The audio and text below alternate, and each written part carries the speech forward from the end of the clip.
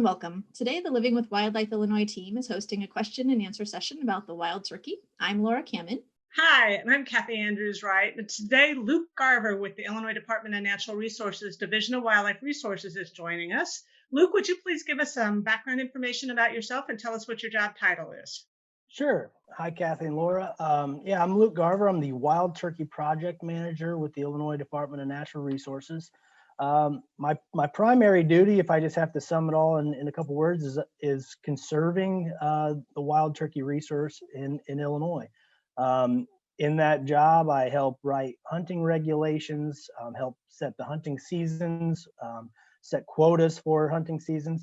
And I also help coordinate with our research partners with Illinois Natural History Survey at U of I and other research entities as they conduct wild turkey research. And another big role is acting as a liaison to the National Wild Turkey Federation, who's a great NGO, and their primary focus is fundraising and raising awareness to benefit wild turkey and hunting heritage.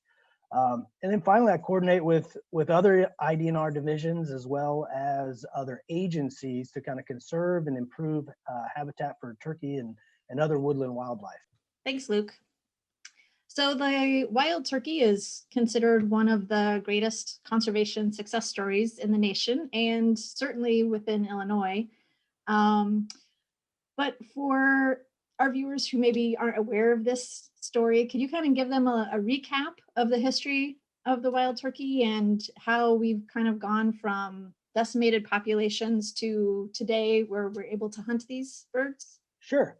Yeah. So, like you mentioned, it's really one of the most remarkable conservation stories in the country for sure. Wild turkeys, like many wildlife species across North America, were hunted to very low numbers, if not near extinction, in much of the U.S. And they were all but extirpated completely from Illinois by the turn of the 20th century. Another contributing factor, in addition to the unregulated hunting, was the widespread deforestation and land clearing that was going on during that same time period. That trend really started to reverse in the early 1900s as the U.S. Forest Service and Illinois Department of Conservation, as my predecessors were named, they started buying up land in southern Illinois to conserve and to reforest, and eventually created the Shawnee National Forest. By the 1950s, this area was big enough. They felt like they had conditions suitable to kind of do a repopulation of wild turkeys. And so their initial ideas were to raise a bunch of pen-reared birds at our various game farms that raised pheasants. And they were successful at rearing a bunch of birds. However, when those birds were released, they saw survival rates that were next to zero. And so the folks doing those releases had to go back to the drawing board, so to speak, and they started coordinating with other states that had large or pretty big turkey populations, and they actually arranged some trades for wildlife with Mississippi, with Arkansas, and West Virginia, and actually acquired wild caught birds from those states and did some limited releases throughout a few counties in southern Illinois. And so by 1970, we had population big enough in 3 counties where we had the very first turkey hunting season. I think 1,000 permits were sold and 23 birds were harvested in that first season. So not a terribly high success rate, but still it was exciting to be able to hunt wild turkeys again in Illinois. In the decades that followed, a really aggressive repopulation effort was conducted, led in great part by the Illinois Department of Conservation, our IDNR predecessors, and with some assistance from the National Wild Turkey Federation as well. And so, again, wild birds were acquired from other states, and as those populations grew in southern Illinois, some of those birds were captured and re-released. And by the early 2000s, they had done a release in Illinois in all but just a handful of counties. And today we have we have pretty robust populations in every county of the state. which is excellent. Yeah. Thanks for that absolutely. history. Mhm. So now that we've gone over the sort of history of the turkey, let's kind of dig into the nitty gritty details. I mean, these birds are pretty iconic, right? But for those who don't know, how would you tell a male or a tom turkey from a female or a hen? Yeah, so if you're able to get a male or a tom right next to a female or a hen, the big thing to look for is the size. Tom turkeys are much larger than females. You know, if you've got a 3 or 4 year old tom and compare it to a 1 year old female or hen, they can be up to twice the size. But across the board, really quite a bit bigger, a third or so on average, larger. Another indicator is to look at the plumage. And so male birds have black tips on their feathers, and it gives them a much darker appearance. But that's another thing where you kind of need to have them side by side to really compare. Um, if you just get a tom by himself, one thing to look for is to look for the beard, which is a set of filamental feathers coming out of the chest. They're used for, they think, used for breeding and appearances to impress females, because as toms get older, their beards get thicker and longer. Toms also have spurs on the back of their lower legs, which is basically a keratin claw, the same tissue that extends on the claws on the end of their toes. But this is just an individual spike, so to speak, on the back of their lower leg. Toms have those, hens don't. And then probably your best indicator is to look at their heads. Tom turkeys have bright red heads, no feathers on them at all. And around the base of their neck, they have these large growths called caruncles. And out of the base of the beak, there's a large fleshy appendage, so to speak, called a snood. And hens don't have either one of those features. And hens' heads are a little grayer, bluish gray in color, and are also covered, if you're close enough to see them, they're covered in really fine fuzzy feathers. And then I guess if you don't have any turkeys in front of you and you're just looking at sign, if you're looking for tracks, obviously the tom tracks will be much larger. And if you've got scat or droppings nearby, a tom scat will be a lot longer, thicker, and it'll have a J shape at the end, or an L shape, I guess, depending on which way it's laying. Whereas a hen scat will be a little bit shorter and thinner, and it'll be straight. Fascinating information about the wild turkey there, Luke, and it's been an incredible experience watching the turkey rebound over the course of my career with the Department of Natural Resources. So let's now move into a little bit more of an overview about the wild turkey. And if you could explain to us, please, what some of their preferred habitats are, as well as their food preferences and their feeding habits. Sure. So it's relatively common knowledge that turkeys need forested habitat to survive and to thrive. They really prefer open woodlands that are dominated by mature oaks and that have an understory of native grasses and forbs. So open oak woodlands are really the preferred habitat that turkeys prefer. But they also need a lot of open areas to thrive as well. I think early on, people had the belief that turkeys needed 100% forested areas to survive, and that was based on that's the only places where they existed at the turn of the century in the Southeast. Those heavily wooded areas in Alabama and Georgia, and so that's why those early releases were done in the Shawnee National Forest. But we now know that turkeys do very well in open areas, open habitats as well, intermixed with those forested acres. And some research has shown that they do best when they have up to a 50-50 mix of open areas, grasslands, prairies, alongside those woodland acres. The open areas provide really good nesting and brood rearing for hens and their young, and they also provide open areas for toms to display and for breeding to occur. with regards to their food habits, we'll start with the young turkeys or poults. They eat insects and other invertebrates almost exclusively for the first few weeks of their life. And as they get a little bit older, they gradually transition to more of green vegetation. And then adult birds, they'll eat a lot of green vegetation when it's available, but they also focus pretty heavily on other insects and invertebrates. But mast is really a big component of their diet as well. Mast being fruits, nuts, berries that drop off of woody plants. So in early spring, I would say that adult birds are really taking advantage of that lush green growth that's coming up. But as summer wears on, they start to focus on the soft mast berries and things like that. But then as soon as acorns begin to fall in that late summer, early fall period, you'll see that flocks of turkeys really focus on areas where acorns are falling.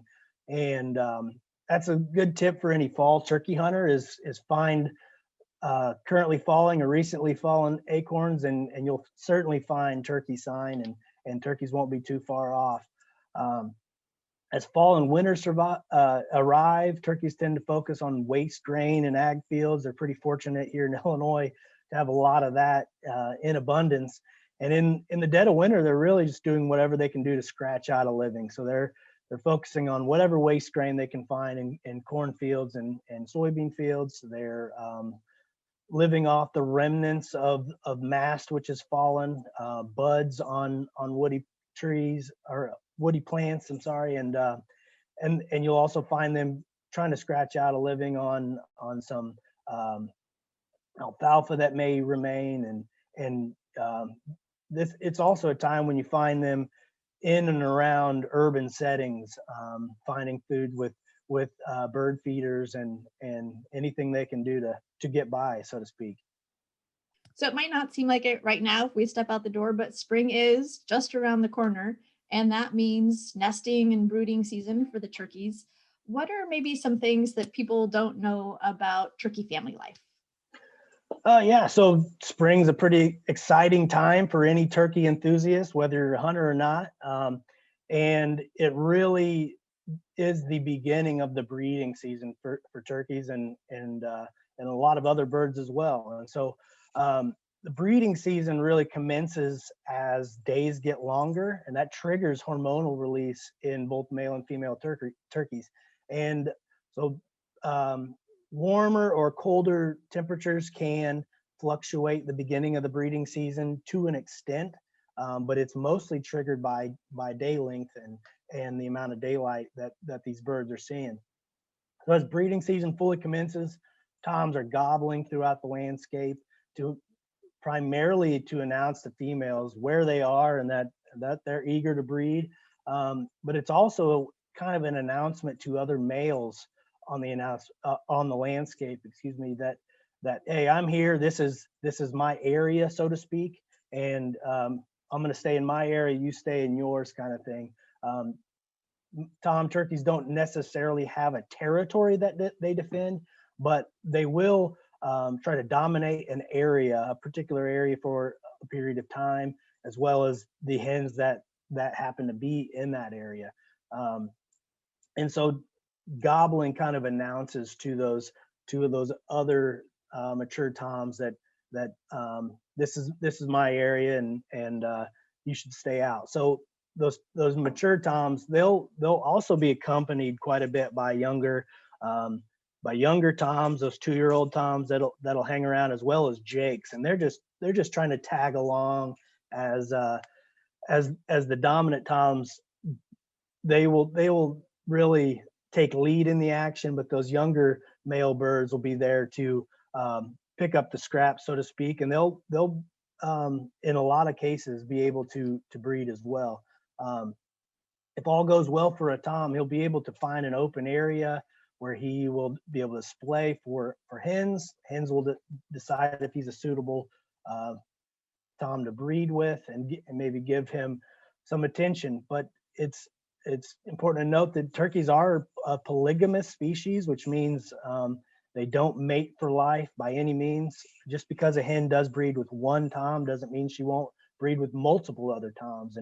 And it's interesting to note that she can lay a clutch of eggs, up to 12 to 15 eggs, and each one of those, it is possible to have a different father. So that's one interesting thing about hen turkeys. And so while the breeding season is in full swing, the hens will begin to search for a nest site. Once laying begins, she'll typically lay about one egg per day, and that period will last about 2 weeks long. And she'll take a couple days off in that 2-week period until she's got anywhere from 10 to 15 eggs, the average being about 12 eggs.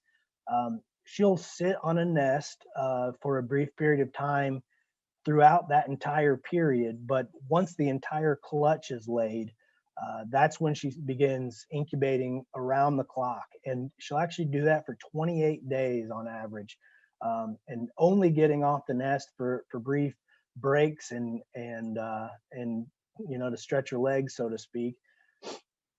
After that nest has been incubated for 28 days, the young will hatch, the poults, and they pretty much hit the ground running. Their main focus is to feed all day and load up on protein from invertebrates and insects, and then again try not to get eaten themselves is a big goal. And so the big goal is to make it to 2 weeks old for a young turkey, and at that point, that's when they can fly and roost with the hen, and that's when we see the survival rate for those young birds really increase.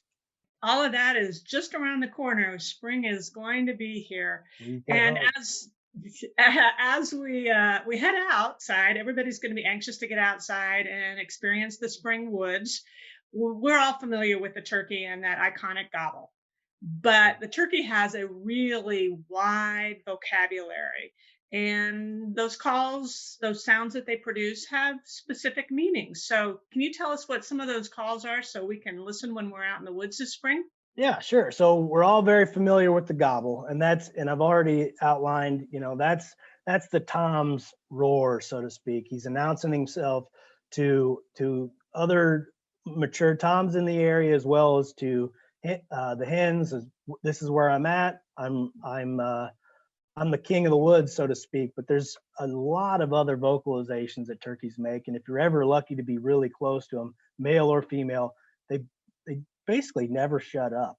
They are constantly making noise, just as they walk throughout the woods. And so one of the skills that a turkey hunter tries to pick up is trying to mimic any or all of those calls. So I've got a turkey call here. I'm going to try to imitate some of those sounds. So one sound that is very common is the purr, and especially if you're near a hen, she's making these purrs just about every second. And so it's just as the description or the name sound, it sounds just like a regular purr. So I'll try to mimic one of those.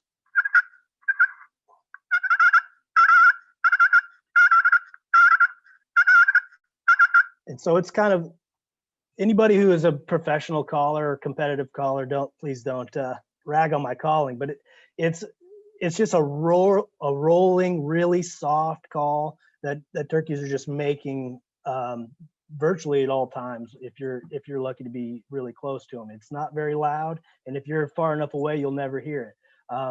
Another call that's very common is a cluck, and so you'll often hear that intermixed with the purring. And so she'll be purring and then have a few really sharp notes in there too. And so that can be, as long as she's purring along with those clucks, it's just kind of her way of communicating, getting a louder call out there to signify something going on with other hens or toms. But if you hear something similar to a cluck,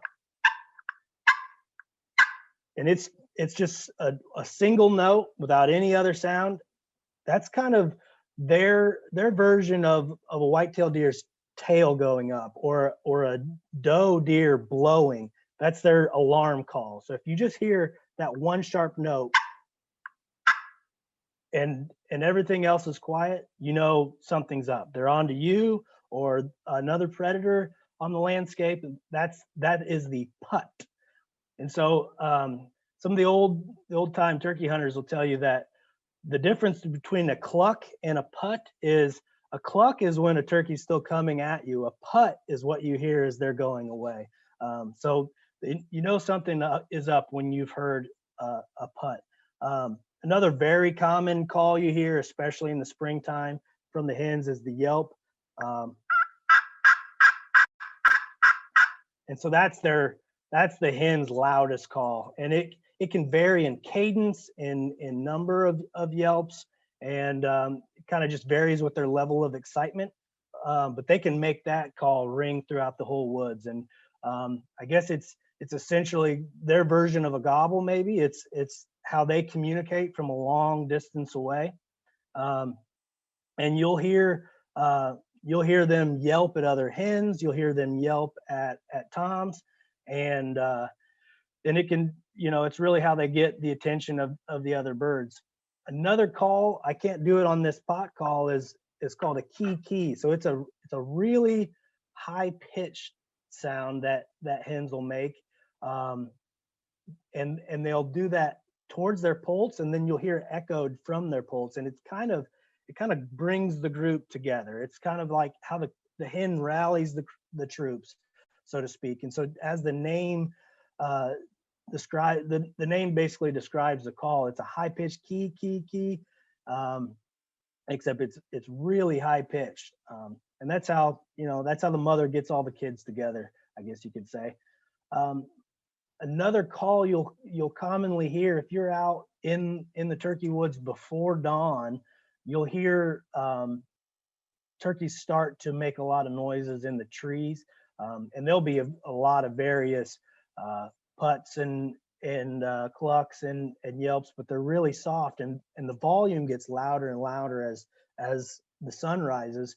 And then if you're lucky enough to be near a roost at fly down, they make what's called a cackle, and so that's just a series of really loud yelps and noises they make as they fly out of the trees, and it's kind of signifying to the other birds, hey, we're getting out of the roost. Let's get together and go about our day. That is, that's basically my description of most turkey calls as I know them. If you are, like I said, if you're close enough to be really hidden to a turkey and be close to them, you'll be able to hear that they are making noise virtually the entire time. So very vocal birds, and they don't just gobble. Very good. I guess we're always on the listen, I guess, for the turkey calls, but there's lots of predators out there too that are listening as well, right? They're susceptible to numerous predators, especially when the hen is incubating or when the poults have just hatched. You mentioned up to 2 weeks. That's kind of that critical time for them. So who are some of the primary predators for turkeys, and what sort of impacts do they have on the local populations? Yeah, it's the unfortunate fate of most gallinaceous birds, whether they be quail, pheasants, chickens, or turkeys. They're all considered gallinaceous birds, and everything likes to eat them, whether they're old, young, or in egg form. They're pretty delicious to most animals. And so unfortunately, if an animal's big enough to eat a turkey at any age, it's going to do its best to try to get it done. Now, certain species have more success than others. So, starting with the eggs, there's a lot of nest predators out there that'll prey on turkey eggs if they can find them. Big one that a lot of people aren't aware of is that snakes are big nest predators. Now, they're more of a nest predator in Illinois, be southern Illinois, where they would be more prevalent, and particularly throughout the southeast United States. But snakes will definitely eat eggs whenever they can find them, and they can be pretty successful at picking out an egg or two. But we're all, when we think of nest predators in Illinois, we most commonly think about raccoons, possums, and skunks. Those are species that are pretty successful at picking out eggs and potentially decimating a nest, especially if they, they're big enough, they can chase a hen off of her nest and get at the clutch. Excuse me. Now, coyotes will get to eggs whenever they can, but I don't think that's something they target. They're more likely to target a hen that is sitting on a nest. However, a coyote has to get pretty lucky to be able to take down an adult bird, although they do occasionally do it. A little less susceptible to predation, but still very susceptible, are young turkeys or poults. Those little things come out, not much bigger than a softball, and so and they can't fly for those first 2 weeks, like we mentioned, and so anything that is big enough to eat a young turkey is going to try to take advantage of it. And so that's where you see coyotes taking advantage of that. Bobcats as well can be an efficient predator of young birds. Now, adult turkeys, once a turkey can fly at 2 weeks of age and older, their survival really does go way up, and it's pretty hard for most predators to get after an adult bird. They're just so wary. They typically congregate in large groups, and there's a lot of eyes, and so it's not very common that many predators can get after an adult bird. However, a coyote, if they can be sneaky enough, I've definitely, while I've been turkey hunting, I've had coyotes put the prowl on my decoys, and so that just goes to show that they are viewing those birds as a prey species. Bobcats too, they're tremendous predators. They're very good at ambush, and so if they can get a bird to come by close enough and pounce on it, they're certainly going to jump on that opportunity. But probably the biggest, the most successful predator, I should say, of adult turkeys are great horned owls.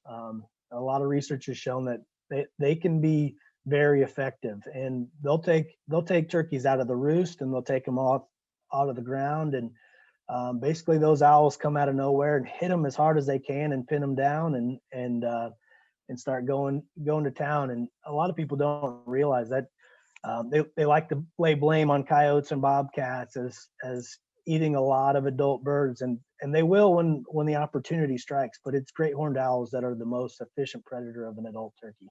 Thank you for that information, Luke. I will admit, I am a fan of the wild turkey. I could sit here and I could talk with you all day long, listen to you tell these stories all day long about the wild turkey, but it's about time that we need to wrap this session up. So in closing, is there any other fun facts, information about the wild turkey that you'd like to share with us? I think we covered a lot of ground here today, but I would encourage folks, if you're interested in turkeys in general, check out the National Wild Turkey Federation. So they've got a lot of information online, YouTube videos, Facebook events. Get in touch with your local chapter and try to get involved. Hopefully we can start having banquets again. And you can't get a better fundraiser if you are a fan of wild turkeys. Now, if you want to learn more about turkey hunting, check out the Learn to Hunt program that the folks at U of I are putting on. They're doing a lot of great webinars and workshops, not only on hunting, but on calling and reading sign and not just turkey hunting either. They cover the whole gamut of deer, squirrel, and deer as well. So those are some pretty good resources out there, and don't hesitate to reach out to me if you have any questions as well. Well, that wraps it up for today's Q&A on the history and life history of the wild turkey in Illinois. Thanks, Luke, for joining us today. We will also be having a follow-up Q&A with Luke about what people can do to attract wild turkeys to their property, and we'll delve into a little bit of the current research that's happening. If you have other questions about wildlife in Illinois, please send those in to us at the Wildlife Illinois website, or you can send us a message on Facebook or Instagram. Thanks for watching.